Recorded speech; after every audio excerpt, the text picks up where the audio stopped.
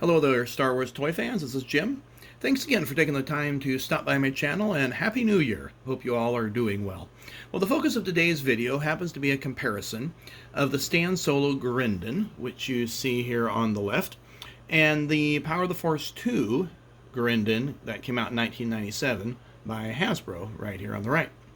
Now, if you're not familiar with Stan Solo's work, he does an exceptional job of capturing the vintage Kenner look. Now, I call it vintage. Hasbro calls it retro, but really it's vintage. And if you look at him, it's really nice sculpt. Really nice job.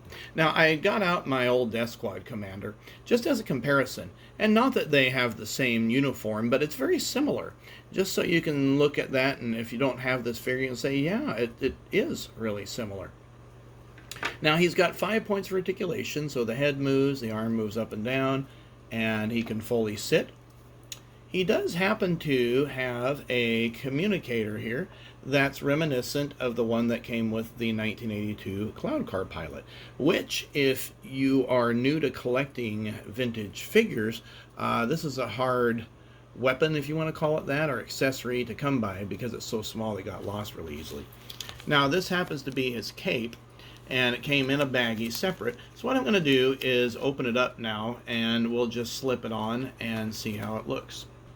Okay, well, there it's on, and I would say I'm a little bit disappointed in it.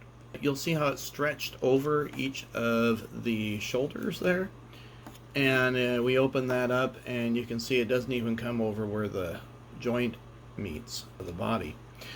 That, to me, is a problem. I don't know if maybe they didn't make the holes large enough, if this is just a one-time incident. Those of you that have Garindan, maybe you can tell me. But this is the first time I took it out of the plastic for today's video. The communicator here, I was not able to get into either hand. Both of them have a pretty tight grip as far as the plastic molding goes, as opposed to the Death Squad Commander, where it's a little bit more flexible in how he holds the gun.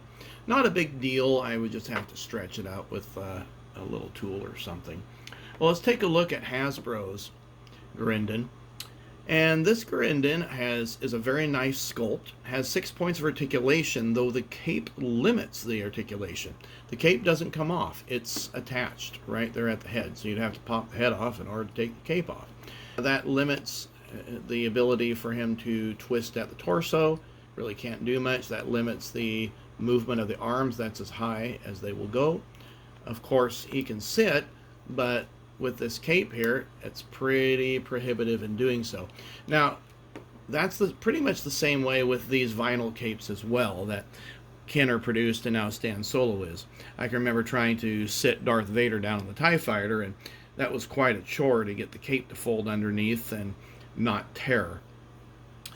Garindan holds his communicator in his hand here, or maybe that's a thermal detonator. It kind of looks like one. And then this is the weapon that he came with, and he holds that really nicely in the hand. My one complaint with Hasbro's weapons is the plastic's just way too flexible. And sometimes it is so flexible it makes it really difficult to get the weapon in the hand, especially if the wrists turn. Well, I hope you liked this review, and give it a thumbs up if you did. And if you're new to the channel, please feel free to subscribe to it. Here, we'll get these guys turned properly, facing you. It looks like they're facing me, but they're not facing the camera. There we go. Anyway, have a great new year, and we'll see you on another video.